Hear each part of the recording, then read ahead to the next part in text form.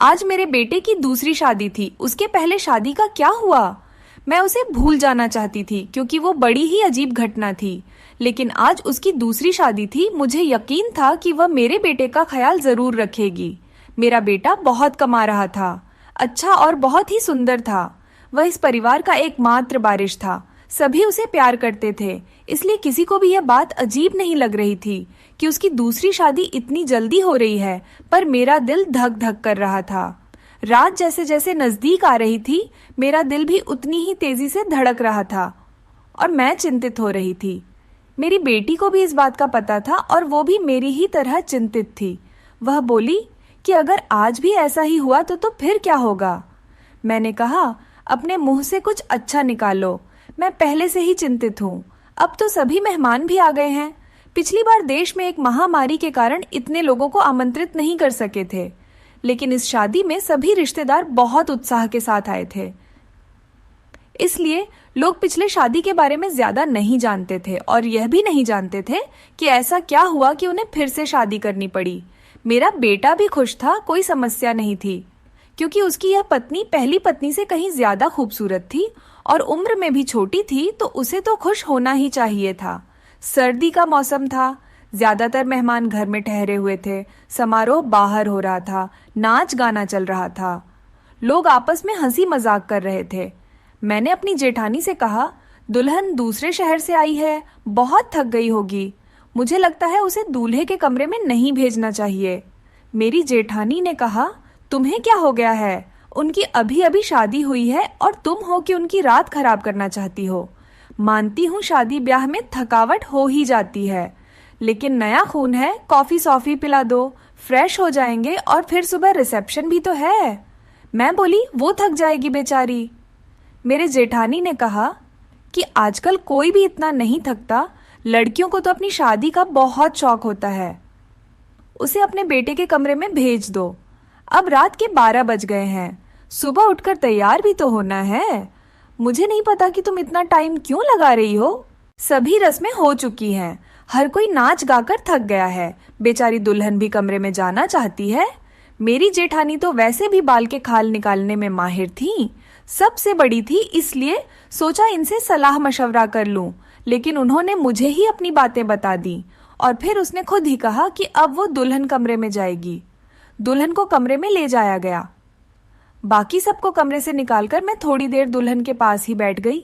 मैंने कहा, बेटा तुम अपने परिवार में सबसे बड़ी हो, तुम बहुत ही धैर्यवान लड़की हो, इसलिए मैं तुम्हें पसंद करके आई थी।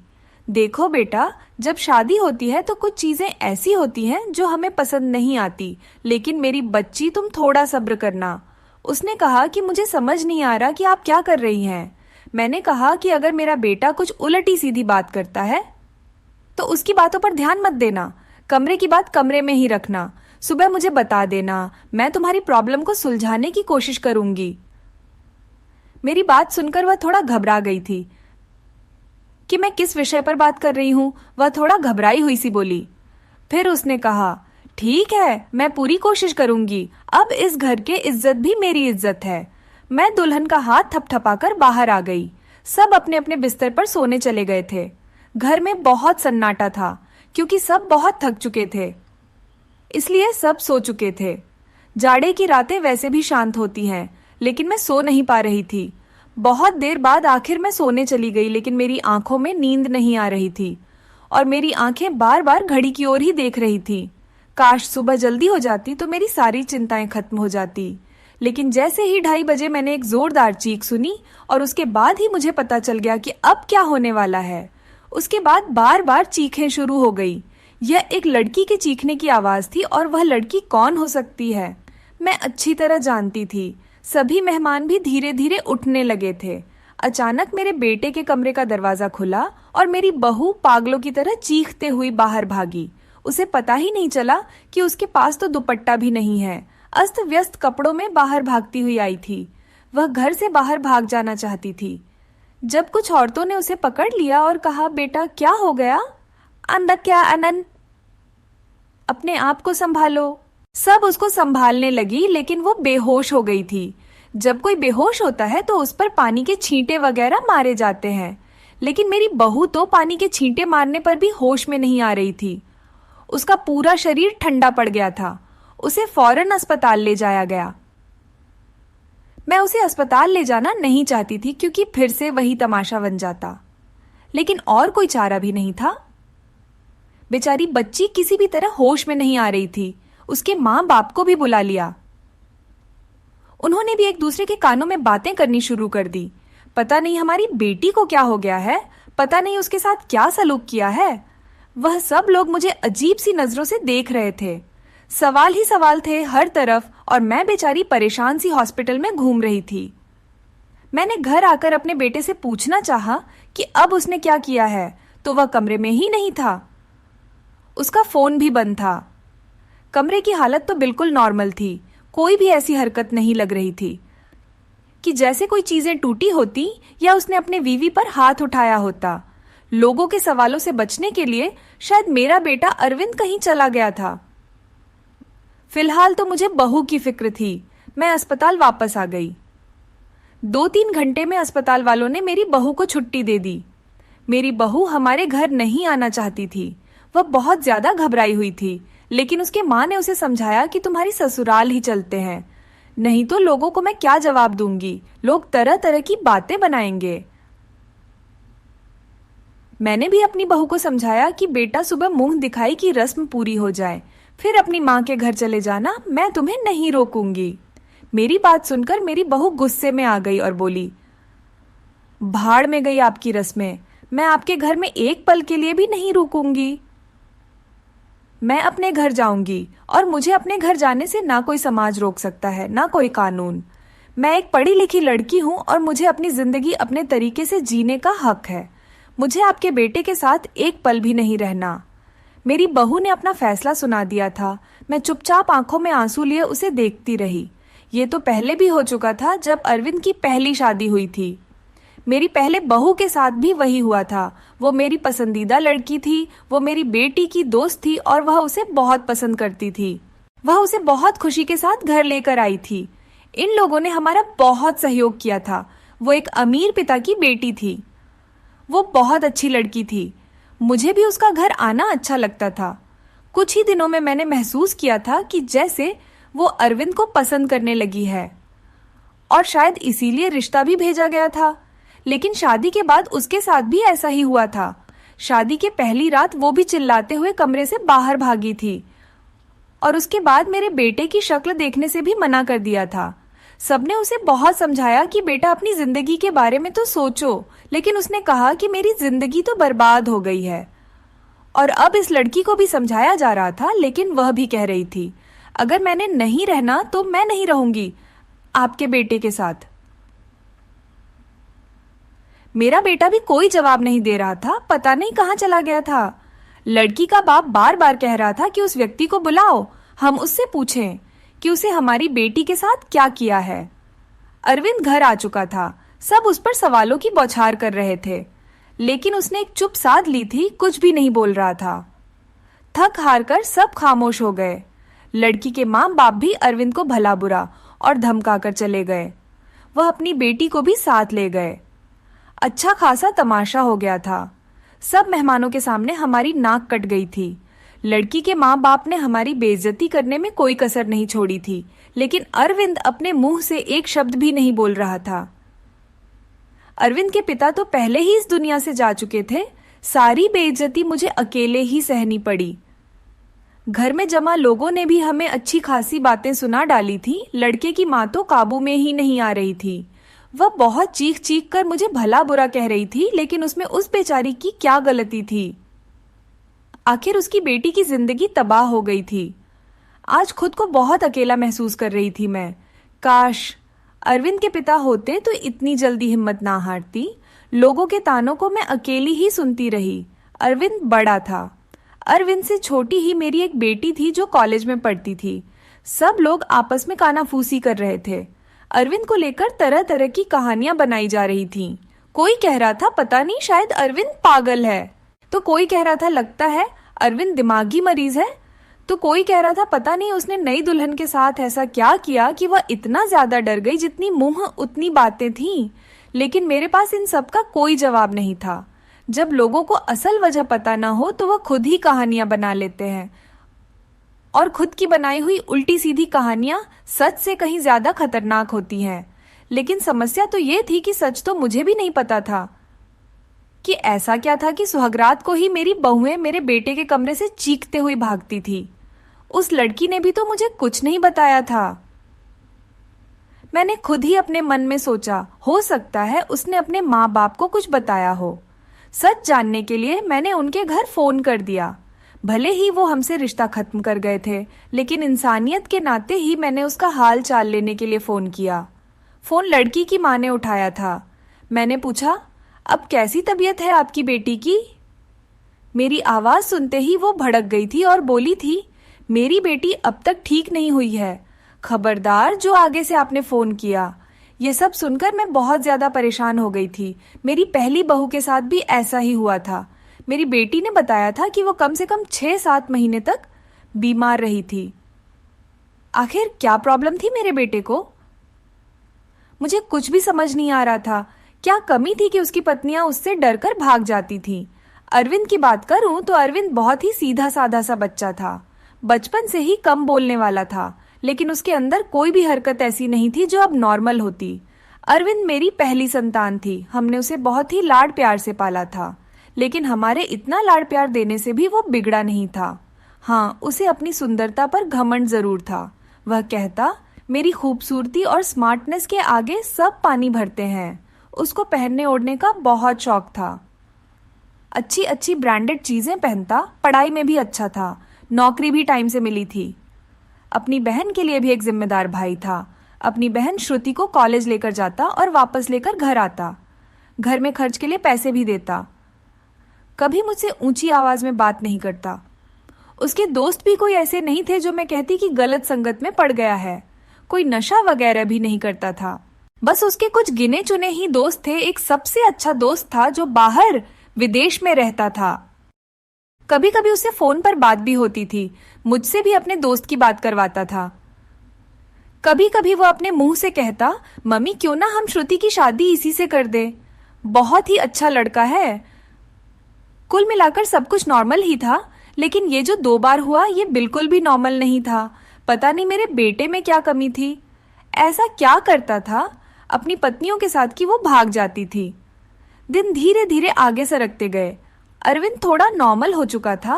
अब घर में थोड़ी बहुत तो बात भी करने लगा था। इस बार मैंने सोचा कि अरविंद की तीसरी शादी कराऊं और ऐसी लड़की से कराऊं जो मुझे बताएं कि आखिर सुहागरात के कमरे में अरविंद ऐसा क्या करता है कि दुल्हन भाग जाती है। अरविंद की दूसरी दोनों पत्नियों से तलाक हो चुकी थी। मैं यह भी चाहती थी कि यह जो बहू आए वह मेरे घर में ही रहे, यहाँ से भागकर ना जाए। मैं किसी की जिंदगी बर्बाद करना नहीं चाहती थी, क्योंकि मैं भी एक बेटी की माँ थी और मैं ये अच्छी तरह से जानती थी कि तलाक का धब्बा एक लड़की के लिए कितनी बड़ी बदनामी होता है। मैं बहुत सोच विचार के बाद इस नतीजे पर पहुंची कि मैं अरविंद की शादी एक शादीशुदा औरत से करवाऊंगी, जिसके पहले से शादी हो चुकी हो और वह तलाकशुदा हो या फिर विधवा हो। और जल्दी ही मुझे ऐसी लड़की मिल भी गई। लड़के वालों को भी शादी की जल्दी थी, इसीलिए उन्होंने भी ज्यादा छान भी नहीं की। लड़की कम उम्र थी, लेकिन बहुत ज्यादा सुंदर नहीं थी। बस वह ठीक ठाक थी, दुबली पतली और सामान्य से नाक नक्शे की लड़की थी। मैंने लड़की वालों को बताया कि मेरे बेटे की एक शादी हो चुकी है और मेरे बेटे की पत्नी कुछ समय ही रही, फिर वो छोड़कर चली गई थी। थोड़ा बहुत झूठ बोलना पड़ा, क्योंकि सच बताने की स्थिति में मैं बिल्कुल नहीं थी। लड़की वाले शादी के लिए राजी हो गए थे। मैंने अरविंद को लड़की की फोटो दिखाई तो उसने शादी से साफ इनकार कर दिया। बोला, मुझे नहीं करनी शादी, इतनी आम से शक्ल सूरत की लड़की है, मुझे इससे शादी बिल्कुल नहीं करनी। अरविंद की बात सुनकर मैंने उसे डांटते हुए कहा था, चुप हो जा, जिस तरह की तेरी हरकतें हैं उन हरकतों के चलते तो तेरी कभी भी शादी नहीं होनी चाहिए। लेकिन मैं एक माँ हूं ना, इसलिए सोचती हूँ कब तक बैठी रहूंगी और तेरा ध्यान रखूंगी। मेरे जाने के बाद कोई तो ऐसा हो जिसके साथ हो तू अपनी जिंदगी गुजार सके। बोलते बोलते मेरी आंखों में आंसू आ गए। मेरी आंखों में आंसू देखकर अरविंद चुप हो गया, शादी के लिए रजामंदी दे दी और उठकर कमरे में चला गया। कहीं ना कहीं अरविंद के दिल में चोर जरूर था। वह मुझसे नजरें चुरा रहा था, लेकिन इस बार मैंने भी तय कर लिया था कि मैं सच जानकर रहूंगी। मैंने पहले ही सोच लिया था कि इस बार मैं लड़की को अपने भरोसे पर ले लूंगी, लेकिन उसे यह नहीं बताऊंगी कि पहले उसकी पत्नियां डरकर भाग गई थी। उसे प्यार से समझा दूंगी, उसे भरोसा दिलाऊंगी कि अगर कुछ ऐसी वैसी बात है तो मुझे बताए, मैं उसकी समस्या का समाधान करूंगी। पर इस बार शादी का प्लान बहुत ही सादगी से करने का था और फिर मैंने बहुत ही सादगी से अरविंद की शादी कर दी। लड़की का नाम रश्मि था, बहुत ही प्यारी बच्ची थी। मेरी बेटी ने मना भी किया था कि मम्मी रहने दें, भाई को भाई के हाल पर छोड़ दें, लेकिन मैंने उसे समझाया था कि बेटा, हो सकता है तेरे भाई के साथ कुछ मसला हो जिसे सुलझाना हमारा फर्ज है। खैर, शादी निपट गई। इस बार मैंने ज्यादा मेहमानों को नहीं बुलाया था। घर में कुछ ही मेहमान थे जो कि मेरे रिश्तेदार नहीं बल्कि मेरे कुछ जानने वाले थे। मेरी कुछ सहेलियां वगैरह थे और उनके परिवार वाले थे। रश्मि को मैं अरविंद के कमरे में ले गई। उसे बेड पर बिठाते हुए मैंने रश्मि का हाथ अपने हाथों में लिया और उसे हल्के से दबाते हुए बोली, रश्मि बेटा, तुमसे बहुत ही जरूरी बात करनी है, बहुत ही ध्यान से मेरी बात सुनो। रश्मि आश्चर्य से मुझे देखने लगी कि भला ऐसी कौन सी जरूरी बात है जो अभी करनी है। मैंने रश्मि को समझाते हुए कहा, बेटा, अरविंद इस शादी के लिए राजी नहीं था। बहुत ही मुश्किल से मैंने उसे शादी के लिए तैयार किया है। हो सकता है मेरा बेटा कुछ अजीबोगरीब हरकतें करे, हो सकता है तुम्हें डराने की कोशिश करे जिससे कि तुम उसे छोड़कर भाग जाओ, लेकिन बेटा तुम्हें डरना नहीं है। जो भी हो तुम्हें सब कुछ मुझे बता देना है। बस तुम्हें उसके डराने धमकाने में या उसकी बातों में आने की जरूरत नहीं है। रश्मि ने मेरी बातों को सुनकर हाँ में से हिला दिया था। मैं थोड़ी संतुष्ट हुई थी और रश्मि को आराम करने का बोलकर बाहर आ गई। मैं अपने कमरे में नहीं गई, बहरहाल मैं बाहर सोफे पर ही लेट गई। श्रुति को मैंने उसके कमरे में भेज दिया कि तुम जाओ, सो जाओ, बहुत रात हो चुकी है। श्रुति कमरे में जा चुकी थी, लेकिन जाते जाते उसने कहा था कि मम्मी जी, आप जो भी कर रहे हैं गलत कर रहे हैं। आप भी हर समस्या का हल सिर्फ शादी ही समझती है। आपको किसी की बेटी की जिंदगी को यूं बर्बाद नहीं करना चाहिए। श्रुति जा चुकी थी और मैं सोफे पर लेटी दिल ही दिल में अपने भगवान को याद कर रही थी और दुआ मांग रही थी कि हे भगवान, ये रात अच्छे से बीत जाए। बहुत ही खामोशी थी। ऐसा लग रहा था जैसे तूफान से आने के पहले की खामोशी हो। घड़ी की टिक टिक भी मेरे सर पर हथौड़े की तरह लग रही थी। मैं अपने भगवान को मनाने में लगी हुई थी कि तभी वही हुआ जिसका मुझे डर था। रश्मि चीखते हुए बाहर आई थी और पागलों की तरह घर के बाहर भाग जाना चाहती थी। मैंने जैसे तैसे करके उसे बाहर गेट के अंदर लिया था। मैंने उसे जैसे तैसे समझाकर थोड़ा शांत किया था। वह कुछ बोलने की स्थिति में नहीं थी। जब थोड़ा शांत हुई तो बदहवासी में बोली कि आपको अपने बेटे की पहले मेडिकल जांच करानी चाहिए थी। अगर आप ऐसा करा लेती तो आपको और मुझे यह दिन देखना नहीं पड़ता। रश्मि तो बहुत ही समझदार थी। उसके पास तो कोई दूसरा ऑप्शन भी नहीं था। वह तो हर हाल में इस शादी को निभाने की सोचती। लेकिन रश्मि ने भी इस रिश्ते को नहीं निभाया और वह अरविंद को छोड़कर चली गई।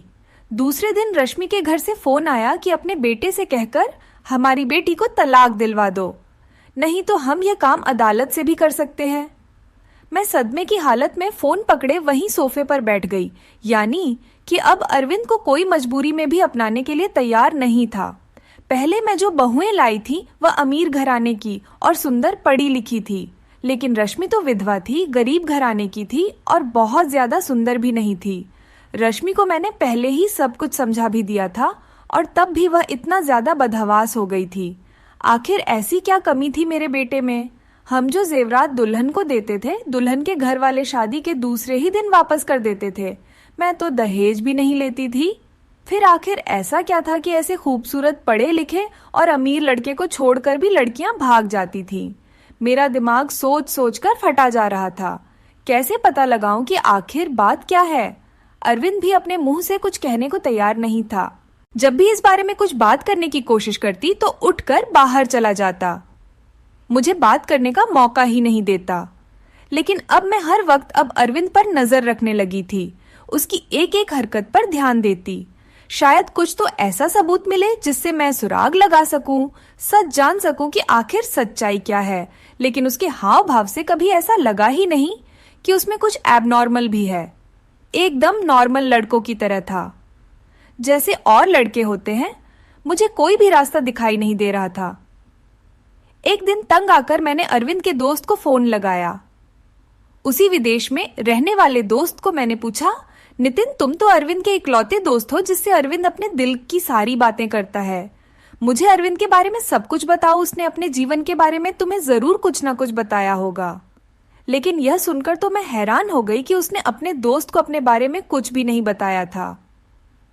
और बस यही बात मुझे बहुत अजीब लगी कि उसने अपने दोस्त को यह भी नहीं बताया कि मेरी 3 शादियां हो चुकी हैं और मेरी तीनों पत्नियां मुझे छोड़कर भाग गई हैं। लेकिन उसने यह बात अपने दोस्त को नहीं बताई, जो कि उसका सबसे अच्छा दोस्त था। यह मुझे काफी अजीब लग रहा था, लेकिन शायद उसने नहीं बताया हो क्योंकि वह शर्मिंदा होना नहीं चाहता होगा। शादी की रात ही पत्नी का भाग जाना, वह भी 3-3 पत्नियों का। धीरे धीरे 6 महीने और गुजर गए। घर में सब कुछ और नॉर्मल चल रहा था, लेकिन अरविंद को लेकर मैं बहुत ज्यादा परेशान थी। ऐसा क्या था जो दुल्हन शादी की रात को ही भाग जाती थी? मैंने एक बार फिर से अरविंद की शादी के लिए सोचा और इस बार मैंने ठान लिया कि सच्चाई जानकर ही रहूंगी। इस बार मैंने लड़की को सब कुछ बता दिया, कुछ भी नहीं छुपाया। और लड़की भी किसी ऐसे घर से लाई थी जिसे शादी की सख्त जरूरत थी, क्योंकि ये लोग बहुत ही गरीब थे और उसके घर में उसके 2 छोटे भाई थे। मैंने कहा, तुम्हारे दोनों भाइयों की पढ़ाई की जिम्मेदारी मेरे ऊपर है और शादी में भी आप लोगों को कुछ भी खर्च नहीं करना पड़ेगा। लड़की को तो मैंने राजी कर लिया था, लड़की के माँ बाप भी राजी हो गए, लेकिन मैंने ये बात लड़की के माता पिता को नहीं बताई थी। बस वह लड़की को बता दी थी। लड़की थोड़ी घबराई हुई थी क्योंकि मैंने शादी से पहले ही सारी बातें लड़की को समझा दी थी। पहले तो वो बहुत ज्यादा डर गई, फिर खुद को संभालते हुए बोली कि कुछ भी हो, मैं इस शादी के लिए तैयार हूँ। अगर मेरे थोड़े से त्याग से मेरे भाइयों की जिंदगी बनती है तो उसमें बुराई क्या है? जो कुछ भी होगा उसे सहन करूंगी। और वैसे भी सारे समझौते औरतों को ही करने पड़ते हैं। लड़की, जिसका नाम सुमन था, भले ही गरीब घर की थी, लेकिन बहुत ही संस्कारी और समझदार लगी मुझे। दिन ही दिल में खुश हुई कि अगर सुमन मेरी बहू बनती है और मेरे घर में टिके रहती है तो यह मेरे लिए बहुत ही सौभाग्य की बात होगी। संस्कारी होने के साथ साथ सुमन बहुत ही खूबसूरत भी थी। इस बार शादी मंदिर में हुई थी। सब कुछ ठीक था और हैरानी की बात तो यह थी कि रात भी गुजर चुकी थी और सुबह हो चुकी थी।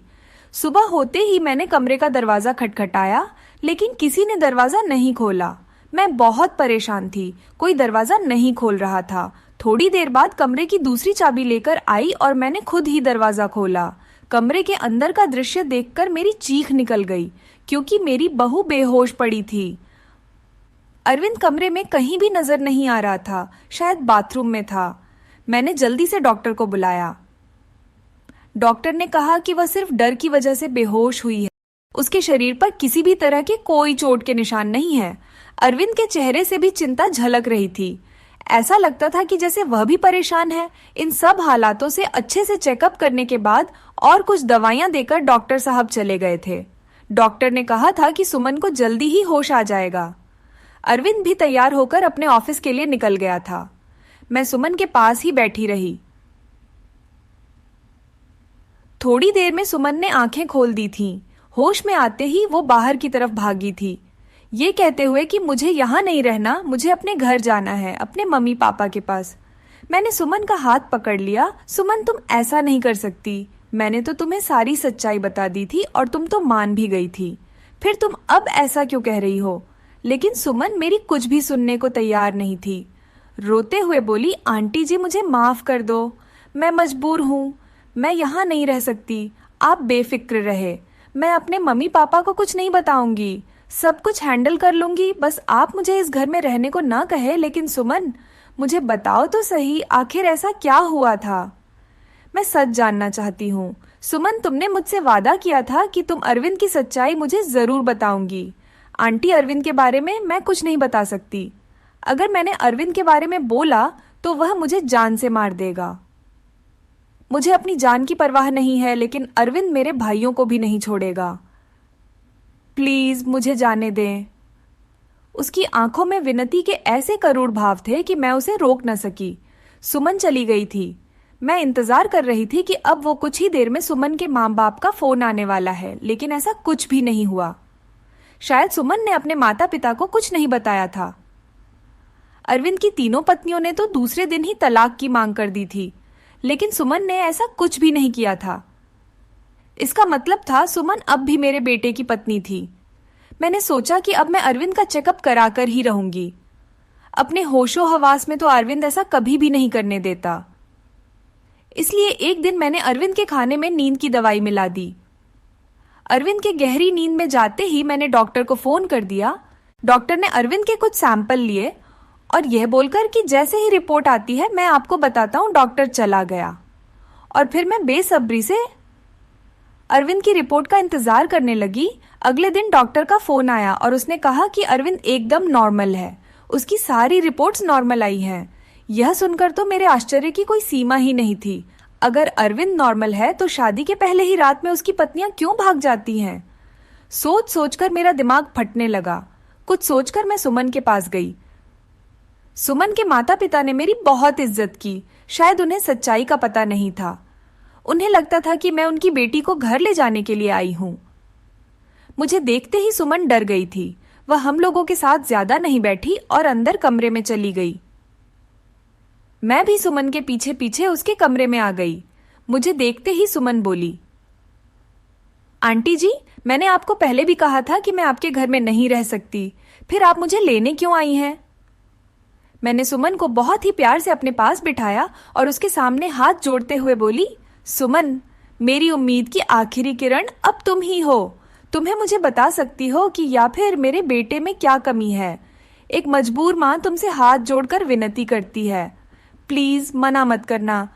मेरी आंखों में आंसू और मेरे जुड़े हुए हाथ देखकर सुमन ने मेरे हाथों को थाम लिया और बोली, आंटी जी, मैं मजबूर हूँ, प्लीज आप मेरे सामने हाथ मत जोड़े। जब सुमन किसी तरह सच्चाई बताने के लिए राजी नहीं हुई तो फिर मैंने सुमन से कहा, ठीक है, तुम अपने मुंह से कुछ मत बताओ, मैं खुद अपनी आंखों से देख लूंगी, लेकिन तुम मेरी मदद तो कर ही सकती हो ना। तुम आज रात के लिए मेरे बेटे के कमरे में फिर से रुक जाओ, मैं सारी सच्चाई अपनी आंखों से देख लूंगी। पहले तो सुमन डरती रही, लेकिन मेरे बहुत समझाने पर कि मैं तुम्हारे साथ रहूंगी, तुम्हें कुछ नहीं होगा, वो मान गई थी। मैं सुमन को अपने घर ले आई। सुमन के माता पिता ने बहुत ही खुशी से अपनी बेटी को विदा किया था। एक बार फिर से सुमन को दुल्हन बनाकर मैंने अरविंद के कमरे में बैठा दिया। अरविंद को मैंने पहले ही फोन कर दिया था कि सुमन घर आ गई है, तुम भी ऑफिस से जल्दी आ जाना।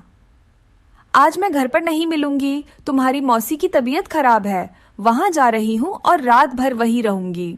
मेरी बात सुनकर अरविंद ने सिर्फ हूं में जवाब दिया था और फोन काट दिया था। मैं अरविंद के कमरे में ही छुपकर बैठ गई। आज सब कुछ मैं अपनी आंखों से देख लेना चाहती थी। कुछ ही देर में दरवाजा खुला था और अंदर कमरे में अरविंद दाखिल हुआ।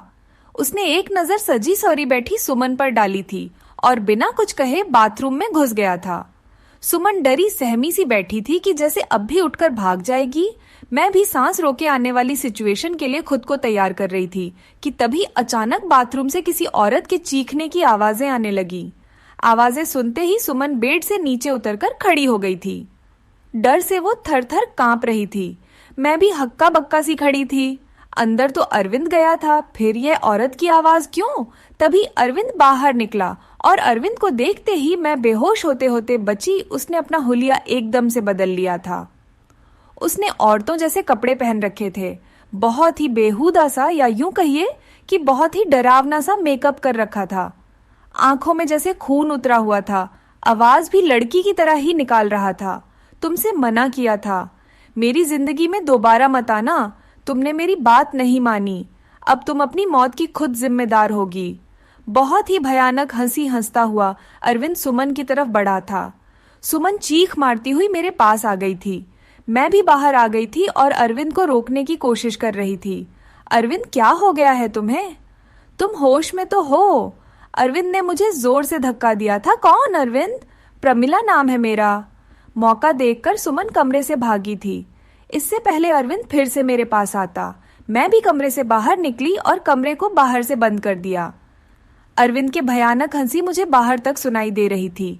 मैं डरी सहमी सुमन को अपने सीने से लगा रही थी, हालांकि मैं खुद भी बहुत ज्यादा सख्ते में थी और डरी हुई थी। आंटी जी, मुझे नहीं मारना है, अरविंद मुझे जिंदा नहीं छोड़ेगा। उसने मुझसे कहा था अगर मैंने किसी को कुछ बताया तो वो मुझे मार डालेगा। साथ में मेरे भाइयों को भी, मुझे और मेरे भाइयों को बचा लो आंटी जी। कुछ नहीं होगा सुमन, शांत हो जाओ, मैं सब कुछ संभाल लूंगी। मेरा दिमाग थोड़ा थोड़ा काम करना शुरू किया तो सबसे पहला ख्याल मेरे दिल में यही आया कि शायद अरविंद पर किसी भूत का साया है। सुमन को मैंने अपने रूम में ही सुला लिया था। सुबह उठते ही सबसे पहले मैंने अपने फैमिली डॉक्टर को फोन किया था। 8 बजे डॉक्टर हमारे घर पर थे। मैंने उन्हें सारे हालात से अवगत कराया। साथ ही मैंने डॉक्टर से यह भी कहा कि मुझे लगता है अरविंद पर किसी भूत का साया है। मेरी बात सुनकर डॉक्टर ने कहा था, मुझे नहीं लगता यह किसी भूत का साया है, मुझे तो अरविंद एक दिमागी मरीज लगता है। उस पर पागलपन के दौरे पड़ते हैं। ऐसे मरीज किसी मूवी या किसी कहानी में डूब जाते हैं और उसी के कैरेक्टर में खुद को उतार लेते हैं। लेकिन आप टेंशन ना लें, इस मर्ज का इलाज है अपनों के प्यार से और कुछ दवाइयों के जरिए मरीज ठीक हो जाता है। थोड़ा टाइम लगता है बट मरीज बिल्कुल पूरी तरह से ठीक हो जाता है।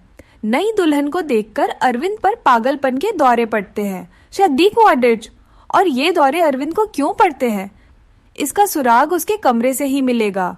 एक बार सुराग हाथ लग जाएगा तो उसका इलाज हम अच्छे से कर सकेंगे। डॉक्टर्स मुझे तसल्ली देकर चले गए थे। सुमन जाग चुकी थी, रात से थोड़ा सामान्य लग रही थी। मैंने उसे नाश्ता कराया। नाश्ता करते हुए सुमन बोली कि मुझे लगता है अब मुझे अपने घर चले जाना चाहिए। सुमन के सर पर प्यार से हाथ फेरते हुए मैं बोली, सुमन बेटा, सबसे पहले तो तुम मुझे आंटी कहना बंद करो, तुम मुझे मम्मी जी कहो। और दूसरी बात, अब यही तुम्हारा घर है। इतना सब कुछ अपनी आंखों से देखने के बाद भी आप यह कैसे कह सकती हैं? सुमन ने हैरानी से पूछा। मैंने सुमन से कहा, अभी डॉक्टर से मेरी बात हुई है, अरविंद बिल्कुल ठीक हो जाएगा, बस उसे थोड़े से प्यार और थोड़ी सी देखभाल की जरूरत है जो हम दोनों मिलकर उसे देंगे।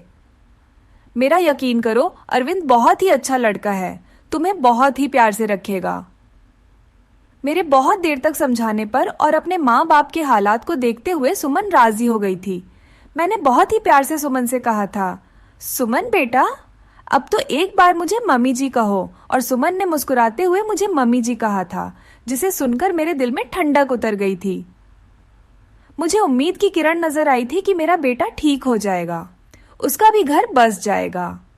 10 बजे के करीब अरविंद के दरवाजे पर खटखट की आवाज आई थी। मैंने कांपते हाथों से दरवाजा खोला था। सुमन को मैंने अपने कमरे में भेज दिया था। अरविंद एकदम तरोताजा तैयार खड़ा था। मुझे देखते ही नाराजगी से बोला, क्या मम्मी जी, मेरा दरवाजा बाहर से बंद किसने कर दिया? मुझे ऑफिस के लिए लेट हो रहा है। मैंने एकदम नॉर्मली ही बात की थी। बोली, पता नहीं बेटा कैसे बंद हो गया, चलो तुम नाश्ता कर लो। मैंने उस पर कुछ भी जाहिर नहीं होने दिया। अरविंद ने नाश्ता किया और ऑफिस के लिए निकल गया। अरविंद के ऑफिस निकलते ही सबसे पहले मैं अरविंद के कमरे में गई और उसकी तलाशी ली। मुझे ज्यादा मेहनत नहीं करनी पड़ी। सामने ही बेड पर मुझे कुछ किताबें दिखी। सुमन भी अब मेरे पास आ चुकी थी। सारी किताबें सेम थी। सब किताबों में एक ही उपन्यास था, जिसमें कोई परमिला नाम की लड़की थी। शादी की रात ही उसके पति ने उसे कमरे से धक्के देकर बाहर निकाल दिया था और अगले ही दिन दूसरी दुल्हन ले आया था। प्रमिला धीरे धीरे दिमागी मरीजा बन गई थी। दुल्हन को देखते ही उस पर दौरे पड़ने लगते थे। अब तो किसी शादी में दुल्हन को देखती तो उसे मारने के लिए भागती थी। प्रमिला के ससुराल वालों ने उसे पागल घोषित कर दिया था और उसे उसके मायके भेज दिया था। दुल्हनों को देखकर प्रमिला का पागलपन कम नहीं हुआ था और प्रमिला के कैरेक्टर में ही अरविंद ने खुद को उतार लिया था। मैंने डॉक्टर को फोन करके सारी बातें बताई। डॉक्टर ने कहा कि आप लोग बिल्कुल भी ना घबराएं, मैं कुछ दवाइयां दूंगा और जो उपन्यास अरविंद पढ़ता है वह सारी किताबें आप रूम से बाहर निकाल दें। धीरे धीरे प्यार से अरविंद को समझाना पड़ेगा, उसे प्रमिला के कैरेक्टर से निकालना पड़ेगा। धीरे धीरे डॉक्टर की दवाइयों से और सुमन और मेरी मेहनत से अरविंद ठीक होने लगा था। सुमन अरविंद के सामने सिंपल सी रहती थी, कोई भी बनाव श्रृंगार नहीं करती थी। अरविंद के व्यवहार में बहुत बदलाव आने लगा था। उसकी आंखों में अब मैंने सुमन के लिए प्यार देखा था। सुमन कहीं भी जाती अरविंद की निगाहें उसका पीछा करती थीं। अरविंद का इलाज चलते आज 3 महीने हो चुके थे। सुमन ने जैसे मेहनत और लगन से मेरा साथ दिया था, उसकी मैं कायल हो गई थी। कोई बहुत ही अच्छे कर्म किए होंगे जो मुझे सुमन जैसी बहू मिली। सुमन अब भी मेरे साथ मेरे कमरे में ही सोती थी, लेकिन आज मैंने सोच लिया था कि सब कुछ फाइनल हो जाना चाहिए। मुझे पूरा विश्वास है कि अब अरविंद बिल्कुल ठीक हो चुका है। मैंने सुमन से कहा कि सुमन, आज तुम्हें आखिरी कदम और उठाना पड़ेगा। इसके बाद तुम्हारी जिंदगी में खुशियां ही खुशियां होंगी। सुमन नासमझी से मेरी तरफ देखने लगी। फिर मैंने उसे समझाया कि सुमन, आज तुम्हें दुल्हन बनकर अरविंद के कमरे में बैठना होगा। मेरी बात सुनकर सुमन डर गई थी, लेकिन फिर जल्दी ही संभल भी गई। शायद उसे भी यकीन था कि अरविंद अब ठीक हो चुका है। वह भी अरविंद की प्यार भरे नजरों को समझ चुकी थी। सुमन, तुम्हें डरने की कोई जरूरत नहीं। तुम दरवाजा खुला रखना। दरवाजे के बाहर ही मैं खड़ी रहूंगी जब तक कि तुम दोनों के बीच में सब कुछ ठीक नहीं हो जाता। जैसे ही तुम्हें कुछ गलत लगे तो फौरन बाहर भगा आना। रात को अरविंद के आने से पहले ही मैंने सुमन को दुल्हन की तरह सजाया। अरविंद के बेड को भी बहुत ही खूबसूरती से सजाया था मैंने। अरविंद के आने का टाइम हो गया था। मैंने सुमन को सजे सजाए बेड पर बिठा दिया और बाहर आ गई। थोड़ी देर में अरविंद भी आ चुका था। खाना खाते हुए अरविंद की निगाहें इधर उधर कुछ ढूंढ रही थीं। मैं समझ गई थी कि अरविंद किसे ढूंढ रहा है, लेकिन मैं अनजान बनी रही। कुछ देर में अरविंद खुद ही बोला, मम्मी, सुमन कहीं दिखाई नहीं दे रही, क्या कहीं गई हुई है? मेरे बोलने से पहले ही श्रुति बोल पड़ी, मैया, भाभी तो आपके ही। इससे पहले कि श्रुति अपनी बात पूरी करती, मैंने उसे चुप करा दिया। मैंने मुस्कुराते हुए कहा, अरविंद, तुम पहले खाना खत्म करो, उसके बाद अपने कमरे में जाओ तो तुम्हें अपने सवाल का जवाब मिल जाएगा। खाना खाने के बाद अरविंद अपने कमरे में चला गया। मेरा दिल जोरों से धड़क रहा था। अब पता नहीं क्या होने वाला है। हे भगवान, सब कुछ ठीक हो। मैं भी अरविंद के पीछे पीछे चली और बाहर गेट पर ही रुक गई। मैं अंदर कान लगाकर सुनने की कोशिश कर रही थी कि अंदर सब कुछ ठीक तो है। खड़े खड़े मुझे काफी देर हो गई थी, लेकिन अभी तक अंदर शांति थी। और फिर कुछ ही देर में मुझे सुमन और अरविंद की सरगोशियां सुनाई देने लगी, लेकिन प्यार में डूबी हुई सरगोशियां। मैं मुस्कुरा दी। मेरे अंदर तक को सुकून उतर गया। मैंने मन ही मन भगवान को धन्यवाद दिया और अपने कमरे में आ गई और सुकून से लेट गई। सुबह मेरी आंख देर से खुली। जल्दी जल्दी उठकर किचन की तरफ भागी तो सुमन को किचन में पहले से मौजूद पाया। मुझे देखकर सुमन के चेहरे पर मुस्कुराहट आ गई। सुमन की झुकी हुई नजरें और शर्मीली मुस्कुराहट से ही मैं पहचान गई कि सब कुछ ठीक है। मैंने प्यार से सुमन के माथे को चूमते हुए कहा, सुमन बेटा, तुम इतनी सुबह किचन में क्या कर रही हो? सुमन थोड़ा शर्माते हुए बोली, मम्मी जी, वह अरविंद को कॉफी चाहिए थी, वही बना रही थी। सुमन को कॉफी बनाता छोड़कर मैं बाहर हॉल में आ गई और सोफे पर बैठकर मैंने आंखें बंद कर ली। आज मेरे अरविंद के और सुमन के जीवन में खुशियां ही खुशियां थीं। भगवान मेरे परिवार को किसी की नजर ना लगे। तो दोस्तों, आपको हमारी ये कहानी कैसी लगी कमेंट बॉक्स में जरूर बताना। पसंद आई हो तो प्लीज लाइक करना। तो चलिए अगले वीडियो मिलते हैं, तब तक नमस्कार।